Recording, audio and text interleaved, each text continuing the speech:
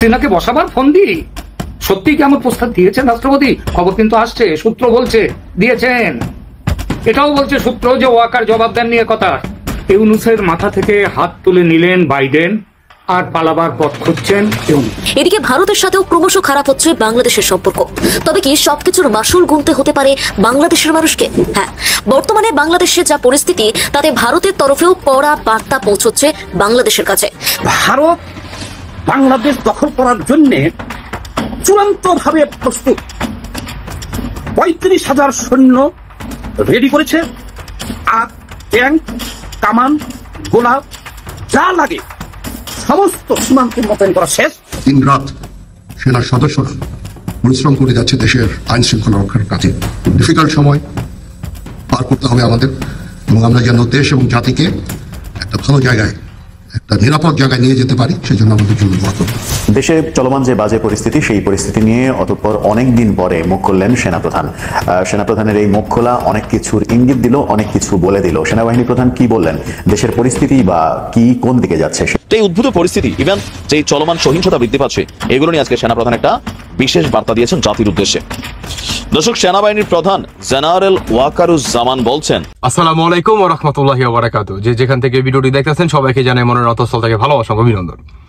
দর্শক বন্ধুরা, আপনারা শুরুতে যে শিরোনামটি দেখলেন, এটি আপনারা সম্পূর্ণ এই ভিডিওটি দেখতে পারবেন। এই ভিডিওটি অত্যন্ত গুরুত্বপূর্ণ আওয়ামী লীগের সাধারণ জনগণের জন্য এবং বাংলাদেশের প্রতিটি শ্রেণীর মানুষের জন্য। মানে আপনারা বুঝতে পারবেন যে কিভাবে শেখ হাসিনা বাংলাদেশে ফিরে আসতে পারে, কিংবা আওয়ামী লীগ পুনরায় কিভাবে প্রতিষ্ঠিত হতে পারে। দর্শক বন্ধুরা, আমি আর কথা বাড়াতে চাই না, চলুন তাহলে সম্পূর্ণ ভিডিওটা শুরু করি। ইউনূসের মাথা থেকে হাত তুলে নিলেন বাইডেন আর পালাবার পথ খুঁজছেন ইউনূস।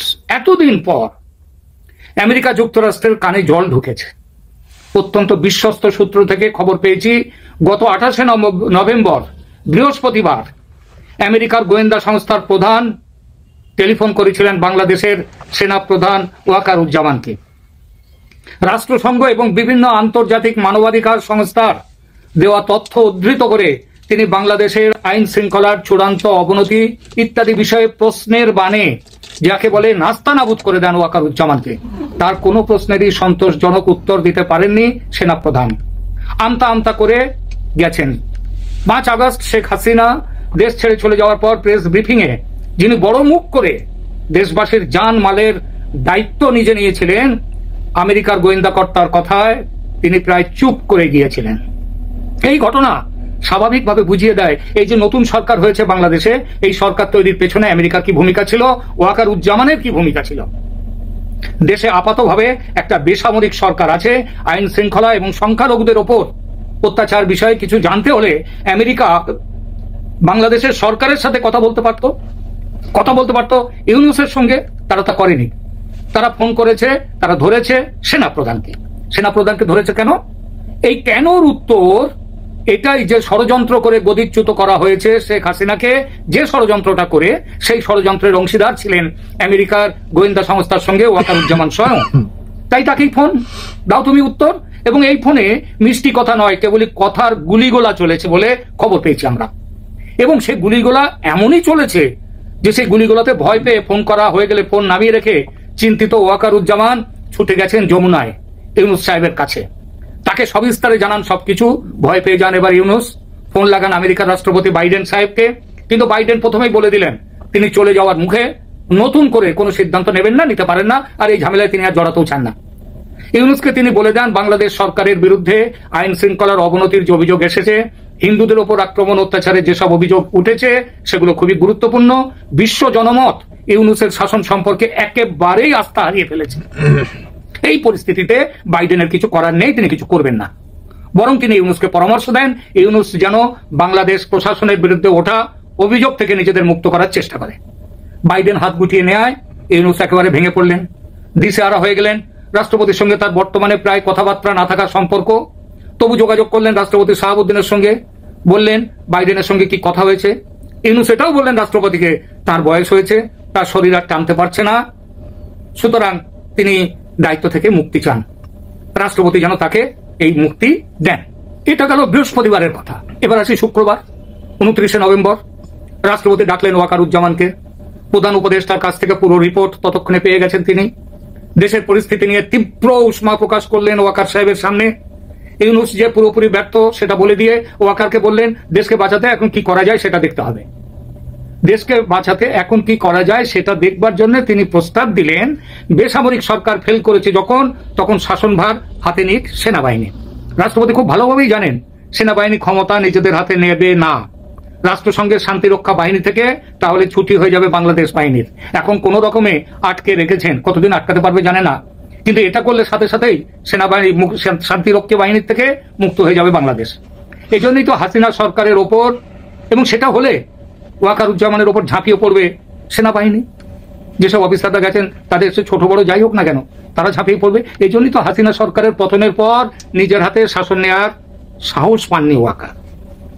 সুতরাং রাষ্ট্রপতির প্রস্তাবে না করে দিলেন সেনাপ্রধান, বললেন যে না, সেনার এখন এই অবস্থা নেই, এই সময় নেই যে সে দায়িত্ব নেবে দেশ চালানোর। তাহলে উপায়, ইউনূস চলে গেলে সরকারে বসবে কে?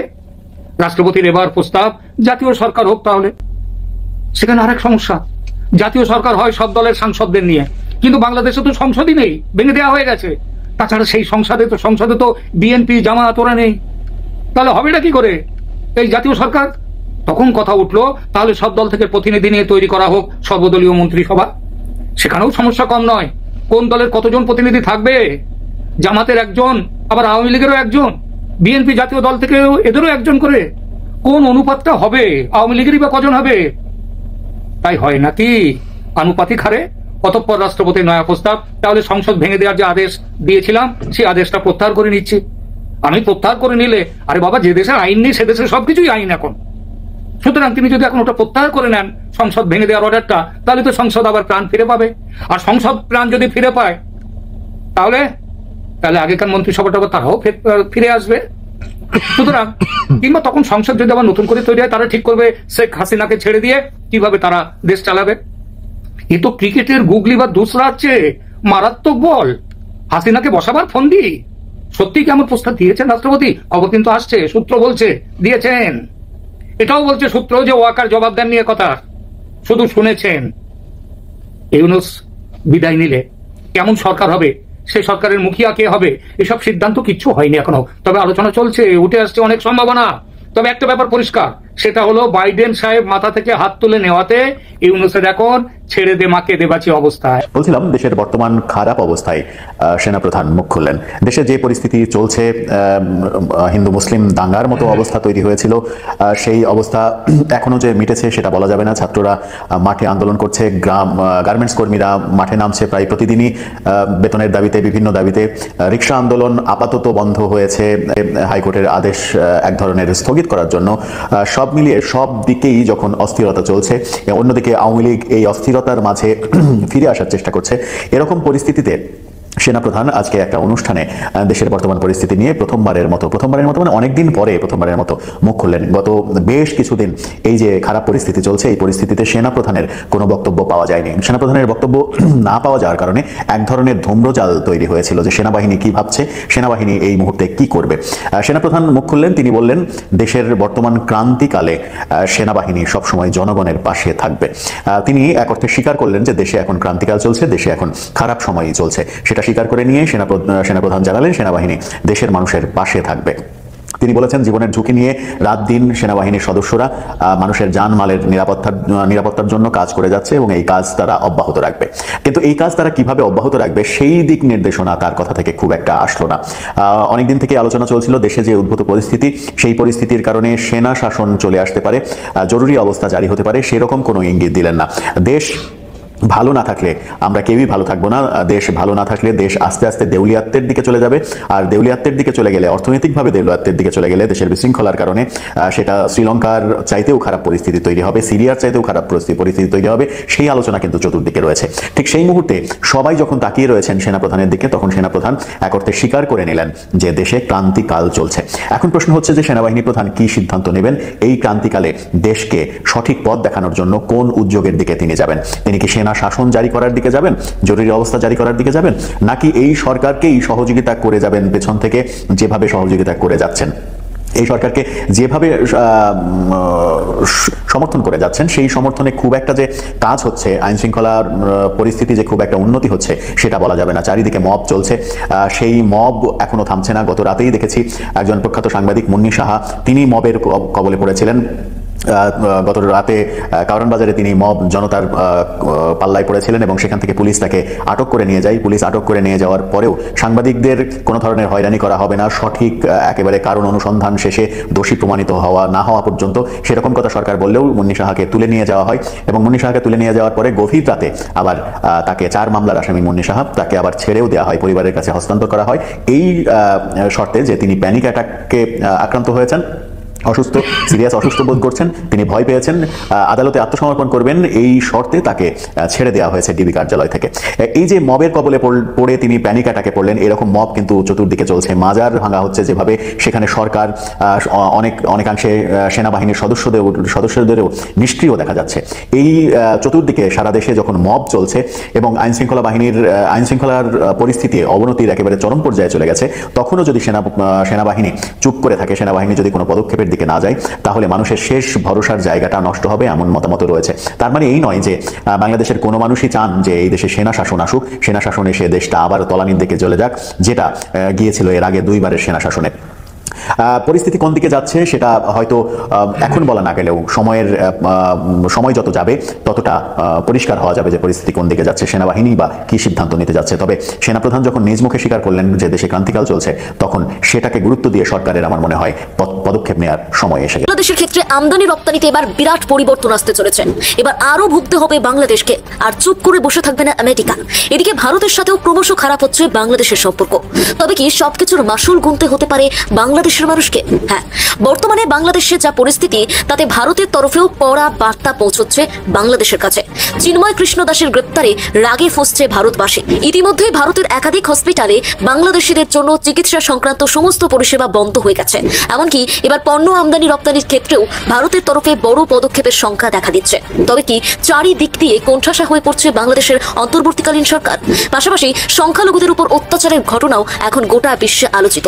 বিশ্ব দরবারে নিজের সম্মান খোয়াতে বসেছে বাংলাদেশ। কিন্তু এই সিচুয়েশনে বাংলাদেশের ঠিক কি করণীয়? এতক্ষণ ধরে যে পয়েন্টগুলো আপনাদের সামনে তুলে ধরলাম, সেই প্রত্যেকটা পয়েন্টই বাংলাদেশের বর্তমান সিনারিওকে কেন্দ্র করে। তবে হ্যাঁ, মূল প্রতিবেদনে যাওয়ার আগে একটা বিষয় স্পষ্ট করে দিই। প্রথম, কলকাতার উদ্দেশ্য কিন্তু কোনো দেশকে ছোট করা নয়, বরং সাম্প্রতিক সময়ে যে ঘটনাগুলি ঘটছে তার পরিপ্রেক্ষিতেই আমাদের আজকের রিপোর্ট। বদলে যেতে পারে বাংলাদেশের অবস্থান। ভারত বাংলাদেশ সম্পর্কের সংকট, ভাঙনের পথে যাচ্ছে বন্ধুত্ব। বাংলাদেশ ভারত সম্পর্ক দক্ষিণ এশিয়ার ভূ রাজনীতিতে অত্যন্ত গুরুত্বপূর্ণ, কিন্তু সাম্প্রতিক কিছু ঘটনা এই সম্পর্কের মাঝে গভীর ফাটল ধরিয়েছে। বিশেষত চিন্ময় কৃষ্ণ দাসের গ্রেপ্তার এবং এর পরবর্তী প্রতিক্রিয়া ভারতের জনমনে ক্ষোভ সৃষ্টি করেছে। এর সঙ্গে যুক্ত হয়েছে স্বাস্থ্য পরিষেবা এবং পণ্য আমদানি রপ্তানি নিয়ে নতুন জল্পনা। প্রশ্ন উঠছে, এই উত্তেজনা কি দুই দেশের মধ্যেকার বন্ধুত্বকে ভেঙে দেবে এবং এই ফাটলের মাসুল কি গুনতে হবে বাংলাদেশের সাধারণ মানুষকে? হ্যাঁ, বর্তমানে এই প্রশ্নটাই মাথাচাড়া দিচ্ছে, কারণ চিন্ময় কৃষ্ণ দাসের গ্রেপ্তার কেবল বাংলাদেশ ভারত কূটনৈতিক সম্পর্ককেই নয়, দুই দেশের জনমনে পারস্পরিক সন্দেহ বাড়িয়ে তুলেছে। ধর্মীয় এবং সামাজিকভাবে সংবেদনশীল এই ইস্যুটি ভারতের মিডিয়া ও সামাজিক মাধ্যমে আলোচিত হয়েছে। ফলে সাধারণ ভারতীয়দের মধ্যে ক্ষোভ সৃষ্টি হয়েছে, যা বাংলাদেশ বিরোধী মনোভাবকে তীব্র করছে। এর আগে ভারতীয় নাগরিকদের জন্য বাংলাদেশে কিছু হাসপাতাল পরিষেবা বন্ধ করে দেওয়ার খবর উঠে এসেছিল। স্বাস্থ্য খাতে দুই দেশের পারস্পরিক সহযোগিতা দীর্ঘদিন ধরে স্থায়ী ছিল, কিন্তু সাম্প্রতিক সিদ্ধান্ত এই সহযোগিতার ভিত্তিকে নাড়িয়ে দিয়েছে। স্বাস্থ্য পরিষেবায় প্রতিবন্ধকতা কেবল দুই দেশের সাধারণ মানুষের জন্য অসুবিধা তৈরি করছে না, বরং তা কূটনৈতিক সম্পর্কের উপরেও চাপ বাড়াচ্ছে। পণ্য আমদানি রপ্তানিতে নতুন সংকটের আশঙ্কা। বর্তমান পরিস্থিতিতে ভারত যদি বাংলাদেশ থেকে আমদানি রপ্তানিতে বড় সিদ্ধান্ত নেয়, তবে তা দুই দেশের অর্থনীতির উপর মারাত্মক প্রভাব ফেলতে পারে। ভারতের বাজারে বাংলাদেশি পণ্যের বড় অংশ প্রবেশ করে, বিশেষত তৈরি পোশাক, চামড়াজাত পণ্য এবং মৎস্যজাত পণ্য। অন্যদিকে বাংলাদেশ ভারতের কৃষিজাত পণ্য এবং ওষুধ আমদানির উপর অনেকাংশেই নির্ভরশীল। ভারত কি তবে বাংলাদেশের সাথে সম্পর্ক ছিন্ন করার পথেই হাঁটছে? বাংলাদেশ এবং ভারতের মধ্যে ঐতিহাসিক ও অর্থনৈতিক সম্পর্ক এত গভীর যে তা সহজে ছিন্ন করা কিন্তু সম্ভব নয়। তবে বর্তমান পরিস্থিতি যদি আরো তিক্ত হয়, তাহলে সীমিত সময়ের জন্য কিছু কৌশলগত পদক্ষেপ নেওয়া হতে পারে। এর মধ্যে আমদানি রপ্তানির উপর নিষেধাজ্ঞা বা নতুন শুল্ক আরোপের সম্ভাবনা উড়িয়ে দেওয়া যায় না। অন্তর্বর্তীকালীন সরকারের সংকট কিভাবে সম্মান রক্ষা করবে বাংলাদেশ? বাংলাদেশের অন্তর্বর্তীকালীন সরকার বর্তমানে একাধিক অভ্যন্তরীণ এবং আন্তর্জাতিক সংকটের মুখোমুখি। সংখ্যালঘু সম্প্রদায়ের উপর অত্যাচারের ঘটনা এবং তা নিয়ে বৈশ্বিক প্রতিক্রিয়া দেশের ভাবমূর্তিকে আরো নাজুক করে তুলেছে। চারিদিকে চাপের মুখে পড়ে সরকার এখন প্রায় কোণঠাসা অবস্থায়। এই পরিস্থিতিতে দেশটির জন্য করণীয় কি, সেটাই গভীর বিশ্লেষণের দাবি রাখে। সংখ্যালঘু নির্যাতনের বৈশ্বিক প্রতিক্রিয়া। সাম্প্রতিক সময়ে সংখ্যালঘু সম্প্রদায়ের উপর হামলা এবং নির্যাতনের অভিযোগ আন্তর্জাতিক অঙ্গনে বাংলাদেশের ভাবমূর্তিতে বিরূপ প্রভাব ফেলছে। মানবাধিকার সংস্থা, আন্তর্জাতিক সংবাদ মাধ্যম এবং বিভিন্ন দেশের কূটনৈতিক মহল থেকে এই বিষয়ে কড়া প্রতিক্রিয়া এসেছে। জাতিসংঘ সহ বিভিন্ন আন্তর্জাতিক সংস্থা এই ধরনের ঘটনার সুষ্ঠু তদন্ত এবং অপরাধীদের শাস্তির দাবি জানিয়েছে। ইউরোপীয় ইউনিয়ন এবং যুক্তরাষ্ট্রের মতো শক্তিশালী দেশগুলো মানবাধিকার ইস্যুতে বাংলাদেশের প্রতি কঠোর মনোভাব প্রকাশ করেছে। বর্তমানে বিশ্ব দরবারে বাংলাদেশের অবস্থান। একসময় দক্ষিণ এশিয়ার উদীয়মান অর্থনীতির জন্য প্রশংসিত বাংলাদেশ এখন মানবাধিকার লঙ্ঘন এবং রাজনৈতিক দুর্বলতার কারণে সমালোচিত হচ্ছেন। আন্তর্জাতিক মহলে বারবার প্রশ্ন উঠছে বাংলাদেশের গণতান্ত্রিক প্রক্রিয়া এবং নির্বাচন ব্যবস্থার স্বচ্ছতা নিয়ে। সুতরাং এই সংকট থেকে উত্তরণের জন্য সরকারের দায়িত্বশীল এবং কার্যকর পদক্ষেপ নেওয়া অত্যন্ত গুরুত্বপূর্ণ। সংখ্যালঘু সম্প্রদায়ের উপর নির্যাতনের ঘটনার দ্রুত এবং সুষ্ঠু তদন্ত করতে হবে। মানবাধিকার রক্ষায় আন্তর্জাতিক সংস্থাগুলোর সঙ্গে সহযোগিতা বাড়াতে হবে। বিরোধী দলগুলোর সঙ্গে সংলাপ শুরু করে একটি অন্তর্ভুক্তিমূলক রাজনৈতিক পরিবেশ তৈরি করতে হবে। নির্বাচন ব্যবস্থার স্বচ্ছতা এবং নিরপেক্ষতা নিশ্চিত করা প্রয়োজন। কূটনৈতিকভাবে সক্রিয় হয়ে বৈশ্বিক নেতাদের আস্থা পুনরুদ্ধার করতে হবে। বিদেশি বিনিয়োগ আকর্ষণের জন্য একটি স্থিতিশীল ও মানবিক পরিবেশ তৈরি করতে হবে। অন্তর্বর্তীকালীন সরকারের জন্য এই মুহূর্তটি অত্যন্ত গুরুত্বপূর্ণ। সঠিক পদক্ষেপ না নিলে বাংলাদেশের আন্তর্জাতিক মর্যাদা আরও হ্রাস পাবে, যা দেশের অর্থনীতি এবং সামাজিক স্থিতিশীলতার উপর দীর্ঘমেয়াদী প্রভাব ফেলবে। এখনই সময় দায়িত্বশীল নেতৃত্ব প্রদর্শনের, যাতে দেশটি আবারও বিশ্ব দরবারে তার। আচ্ছা, অনেকেই তো শুনলেন। আমি আসলে আর ব্যক্তিগতভাবে দর্শক বন্ধুরা কিছু বলতে চাচ্ছি না, কারণ অলমোস্ট ভিডিওটা অনেক লং হয়ে গেছে। শুধু একটা কথাই বলতে চাই, সেটি হচ্ছে যে ইনশাআল্লাহ অতি দ্রুত আওয়ামী লীগের ভালো একটা দিন আসবে। আর দর্শক বন্ধুরা, সর্বশেষ আপনাদের ব্যক্তিগত মতামত অবশ্যই জানিয়ে যাবেন। ধন্যবাদ সবাইকে। আল্লাহ হাফেজ। আসসালামু আলাইকুম।